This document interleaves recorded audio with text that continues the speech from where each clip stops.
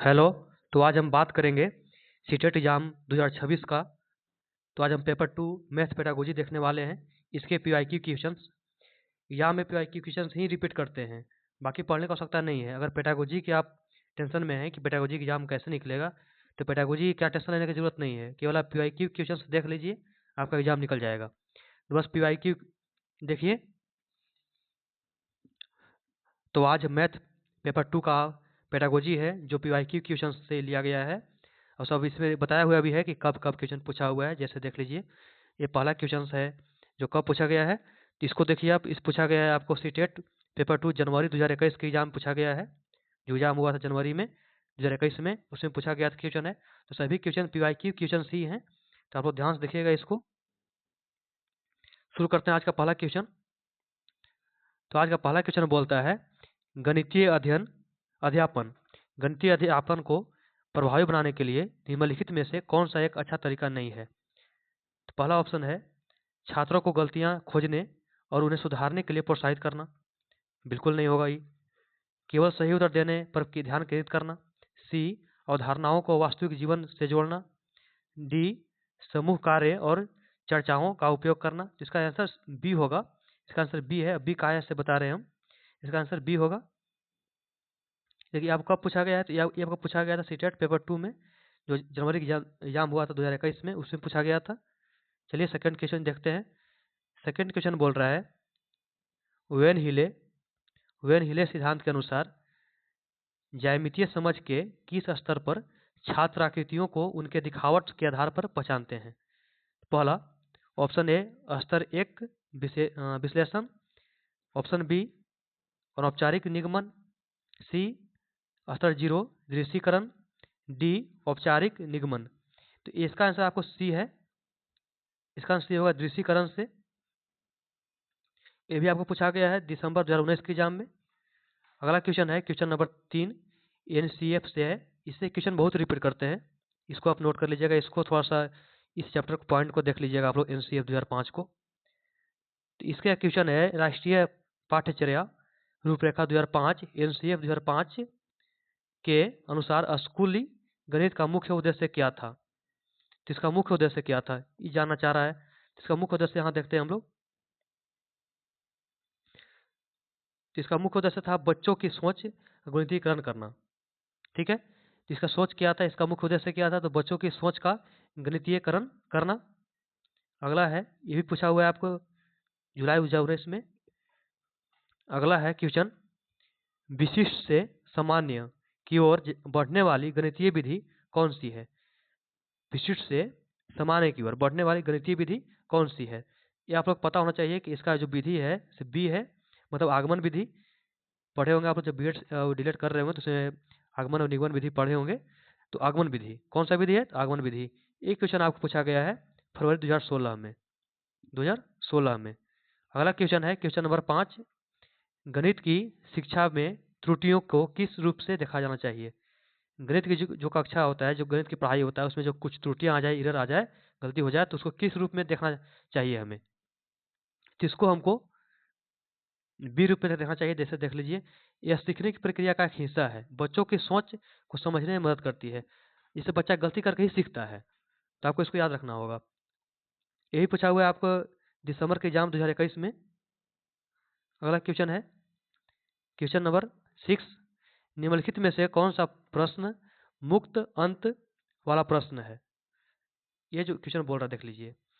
Option A बोल रहा है 25 और 30 का लघुत्तम समापवर्तक ज्ञात कीजिए, एलसीएम ज्ञात कीजिए।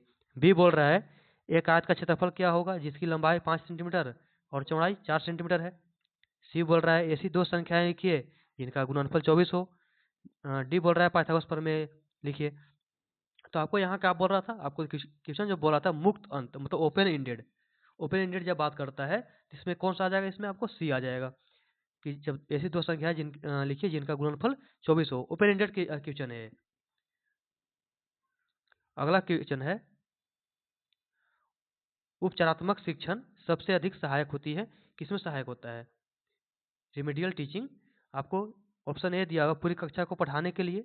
बी पाठ को दोहराने के लिए। सी गणितीय पिछड़ेपन को दूर करने और छात्रों की कमियों को सुधारने के लिए।